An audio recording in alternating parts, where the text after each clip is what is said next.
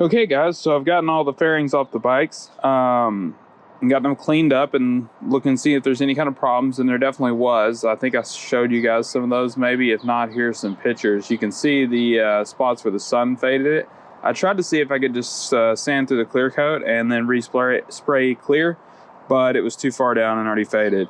So I'm respraying the whole bike back to factory original red. So that's probably the easiest way if you're starting to paint, is just repaint it the same color it was. It's just a whole lot easier. These fairings are in really good shape. They don't have any scratches or anything that needs to be repaired like that. So really they just need to be scuffed up, and that's what I'm going to go ahead and do here with the 3M red Scotch-Brite pad. Very fine. So I'm going to go ahead and start scuffing this up, and then after that I'll wash it one more time to get any residue off of it, any oils, with simple green, and then we'll get ready to spray the red on it.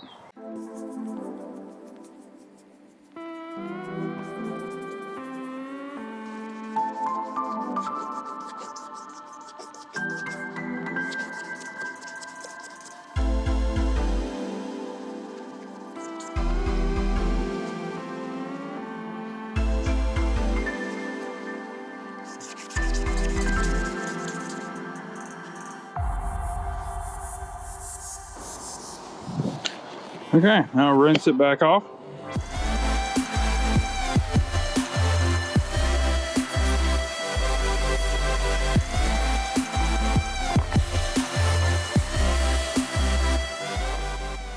Okay, so now it's time to go ahead and start painting the bike now that we've got the fairings all prepped up.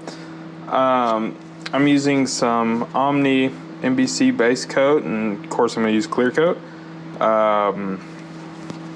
This one is actually Kia Blaze Red. It's pretty close to the Honda Red. It's what I'm going to go with because it's easily available.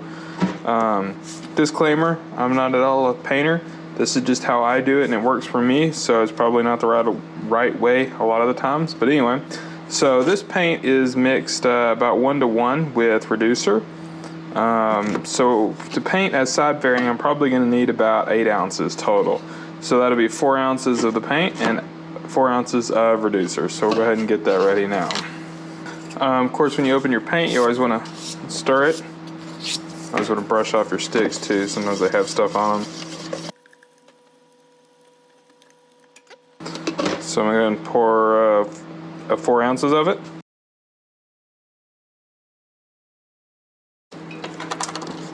This, of course, is the Omni medium reducer, so I'm going to go ahead and measure out 4 ounces here.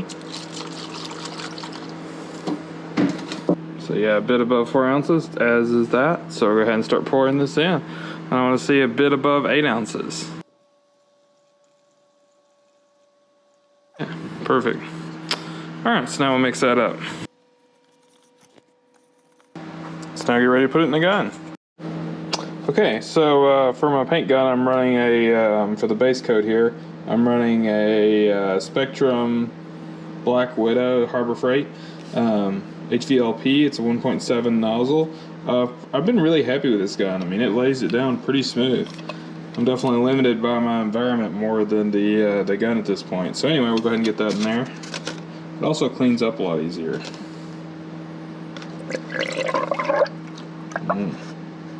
There we go. Okay, so the gun's ready to go. I have this regulator. Of course, I have the dryer here. I have the regulator set at about, I think, 23 psi or so on this gun. Then, of course, I'm running a Speed Air 3 horsepower with 2 separate dryers on it, and I've had good luck with that. It's pretty wet here, so I have to run an extra dryer. Okay, so now it's time to paint the part. So this is my improvised Harbor Freight paint booth. It works pretty well, really, because it's got this thick, plastic that doesn't let air through, so it keeps all the paint inside, and it's kind of translucent. It could be a little bigger. It's my only complaint, and I put some the inside of house air filters over the 2 inlets. On the inside, if you come in here with me, we've got a tarp on the floor. Of course, we got our part here. Of course, got the heater for force drying, and of course there you can see the vents in the end. Down here at the bottom, I have the ventilation fan. Of course, I have all the flooring taped in so it wouldn't pull air from other places that I don't want it to. So anyway, we need to wipe this down, make sure there's no lint or dust on it. That's what this rag's for.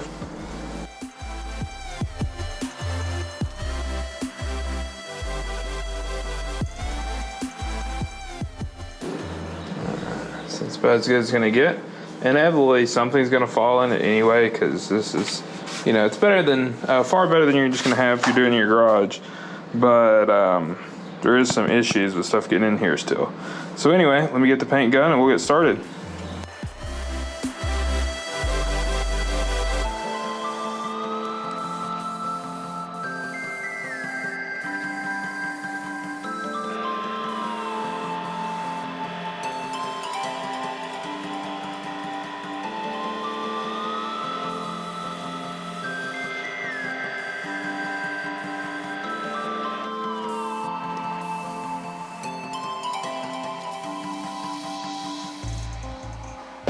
Okay, we got the first coat on, so now it's time to wait about 10 minutes and we'll do another coat.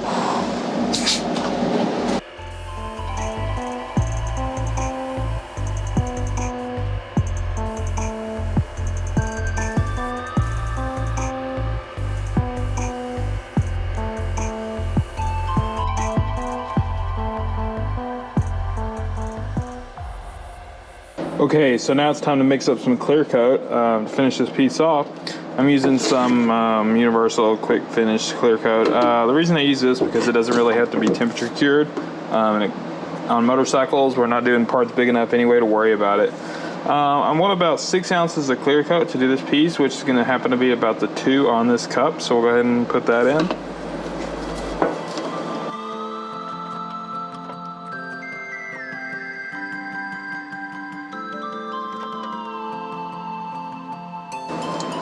I'm going to add our activator. All right, spot on.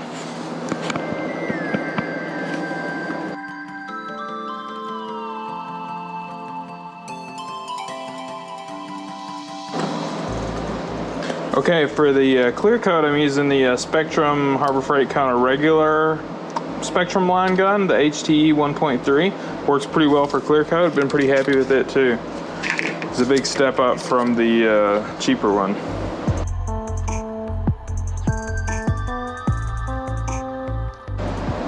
So this one we'll check the application instructions on.